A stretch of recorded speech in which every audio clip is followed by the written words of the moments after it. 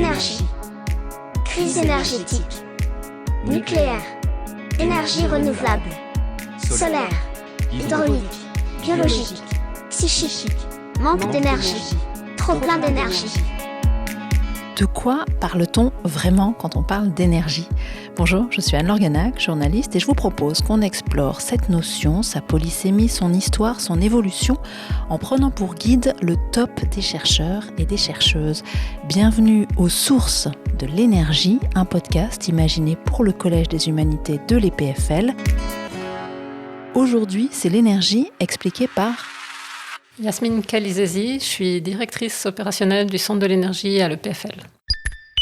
Et vous êtes physicienne. Donc, première question à la physicienne que vous êtes, Yasmine Kalizesi, c'est quoi l'énergie ? Alors, l'énergie, c'est une grandeur, c'est la capacité d'un corps ou d'un système à produire du travail mécanique ou son équivalent. Pour donner un exemple qui parlera probablement à tous, l'énergie, c'est ce qui est contenu dans la barre de chocolat qu'on va manger après la journée de ski pour nous permettre de continuer à fonctionner, de marcher. Voilà. Et si on reprend des formules un peu plus einsteiniennes, disons, c'est quoi plus précisément au sens physique ? Alors, par exemple, l'énergie, déjà l'énergie, c'est une grandeur dans un système en particulier qui est toujours conservé, donc qui se transforme d'une forme en une autre. Et Einstein a par exemple dit la masse peut être convertie en énergie. Donc, si j'ai bien compris votre travail, Yasmine Kalizesi, vous chapeautez un ensemble de laboratoires spécialisés dans la recherche énergétique que vous mettez en lien entre eux, ainsi qu'avec le monde de l'industrie et la société. L'objectif, c'est de faire avancer le plus efficacement, le plus pertinemment possible la recherche et l'innovation dans le domaine énergétique, c'est ça ? Oui, c'est ça. Donc, le centre de l'énergie, c'est un centre transversal qui est mis vraiment en travers en fait de toute la structure de l'EPFL, au travers de toutes les facultés et des écoles qu'il y a à l'EPFL dans tous les domaines possibles, qui traitent du thème de l'énergie. Donc c'est vraiment très très vaste. On a environ 90 labos à l'EPFL qui traitent de près ou de loin du domaine de l'énergie. Alors déjà, ils ne se connaissent pas entre eux, forcément tous. Donc un des rôles du Centre de l'énergie, c'est d'animer cette communauté, de faire en sorte que ces labos se connaissent déjà entre eux. Et puis ensuite, de créer une interface une interface simple, on va dire, avec le monde extérieur. Donc vraiment essayer de mettre la communauté énergie de l'EPFL en contact avec des partenaires industriels, par exemple, avec la société aussi. Donc on a des activités d'information, de communication, et puis on va aussi aller chercher des opportunités de projet, des opportunités de collaboration pour des projets, on va dire, d'envergure qui peuvent fédérer plusieurs labos de l'EPFL. Par exemple ? On a des projets dans différents domaines. On essaie toujours de trouver des thèmes vraiment d'actualité. Un thème qui nous occupe assez fortement en ce moment, c'est la capture, l'utilisation et séquestration du carbone. Et puis plus généralement, toutes les technologies qu'on appelle Power to X, donc la conversion d'électricité en molécules qu'on va pouvoir stocker, en particulier à une échelle saisonnière, ce qui est très important. On le voit aussi, on l'a vu l'année passée avec la perspective de pénurie à l'hiver.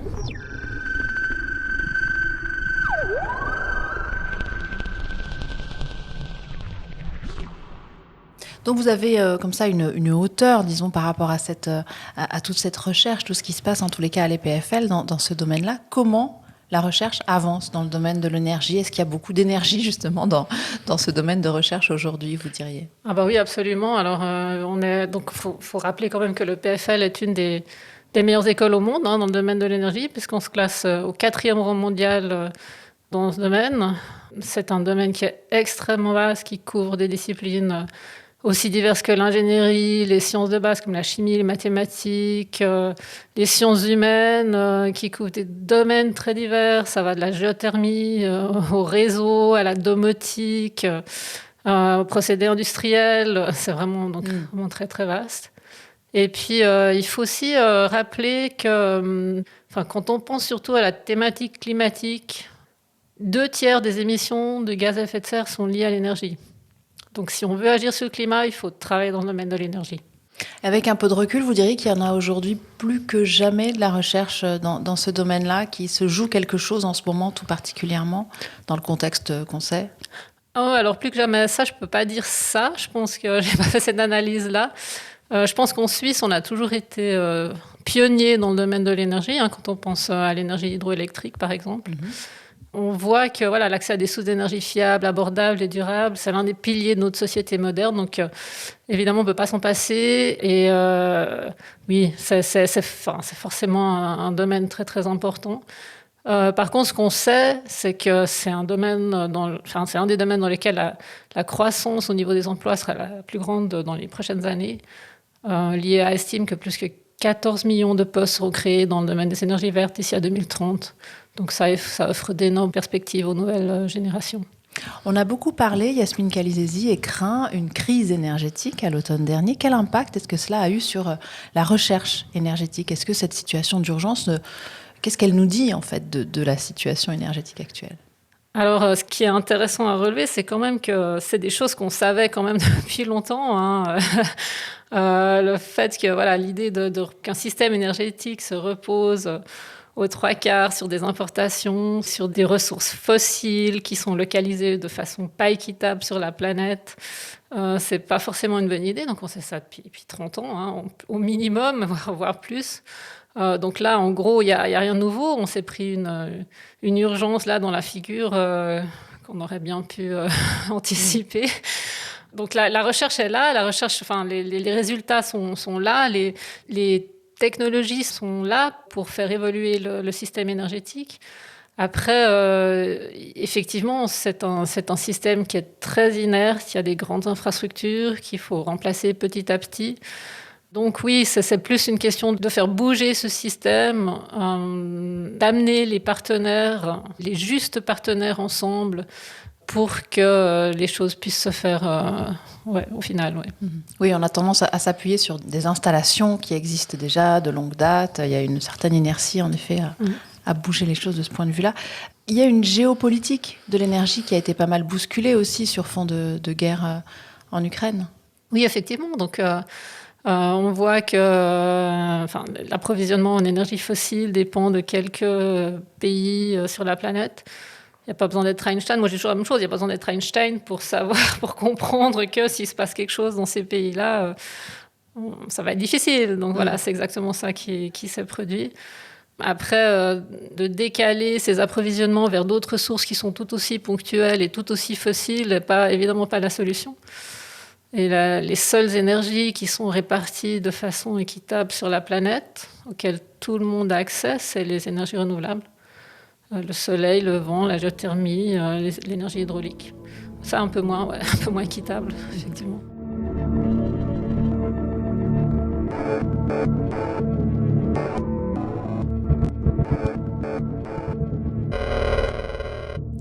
Quels sont les défis aujourd'hui, Yasmine Kalizesi, et dans quel domaine de recherche énergétique en particulier? Il faut distinguer les défis au niveau opérationnel pour le système énergétique en particulier tel qu'on le connaît maintenant, où effectivement là, le défi, c'est un approvisionnement durable en énergie, on va dire locale, le plus possible.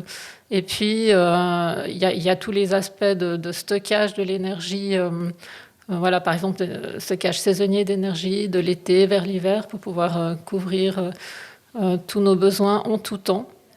Il faut aussi toujours rappeler que la première chose, c'est l'efficacité énergétique. Et là, on parle de plus en plus aussi de sobriété. C'est de renoncer à certaines activités qui Très ne sont demandeuse en finalement pas énergie. nécessaires. Voilà.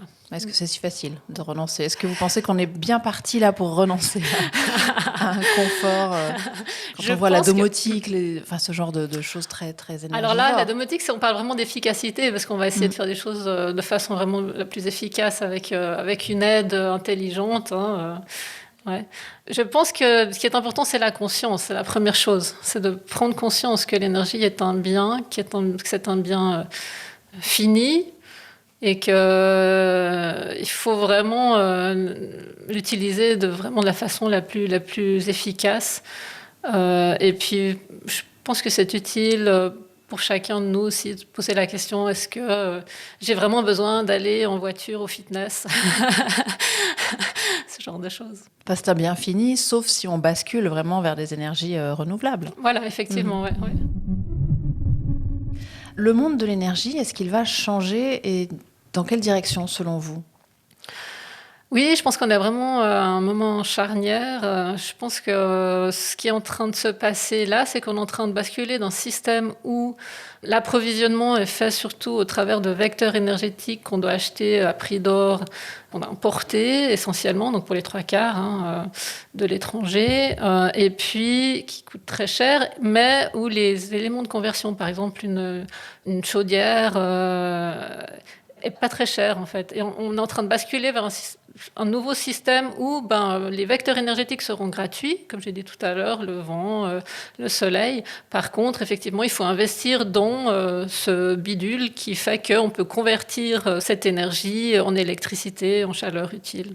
Donc les éléments de distribution et de stockage, c'est pour ça qu'on va finalement payer. Alors, par-dessus ça, justement, une fois qu'on a produit l'électricité dont on aura besoin, ou qu'on aura produit la chaleur dont on aura besoin, après, il faut encore effectivement la distribuer, la stocker. Ce qui va avoir de la valeur dans le futur, c'est la garantie qu'on aura accès à cette énergie dont on aura besoin en tout temps et en tout lieu. Et c'est plus vraiment l'énergie en soi qui aura cette valeur-là, mais c'est l'accès à cette énergie, cette garantie qu'on aura cette énergie à disposition.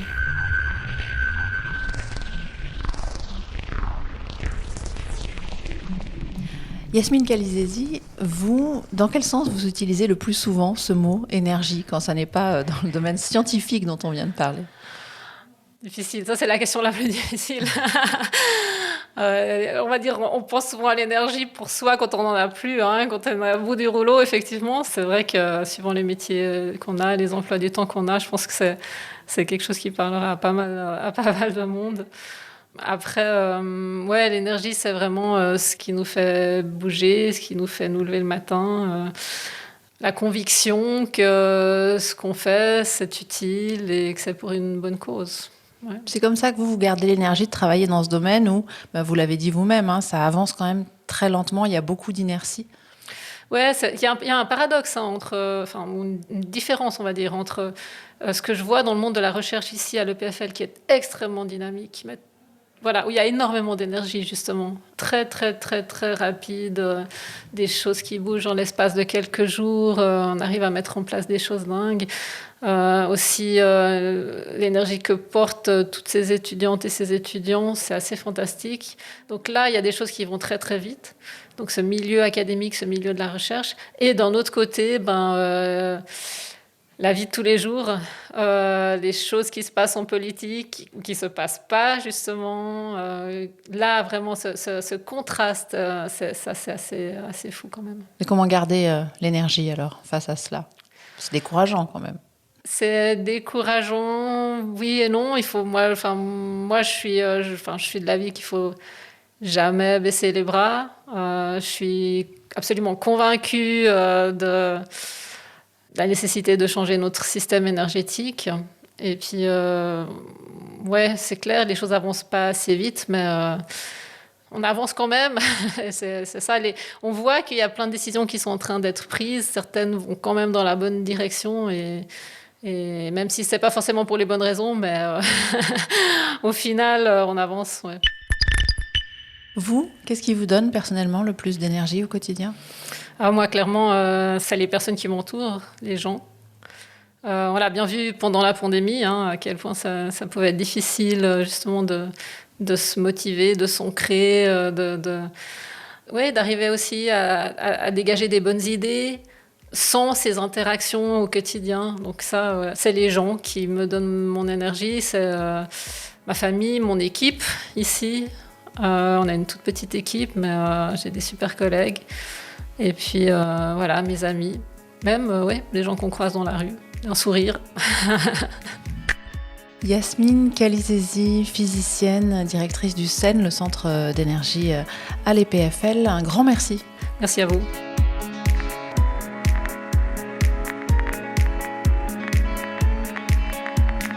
C'était Aux sources de l'énergie, un podcast imaginé pour le Collège des humanités de l'EPFL, réalisé avec l'aide de Yves Roulin. À bientôt, prochain épisode à suivre.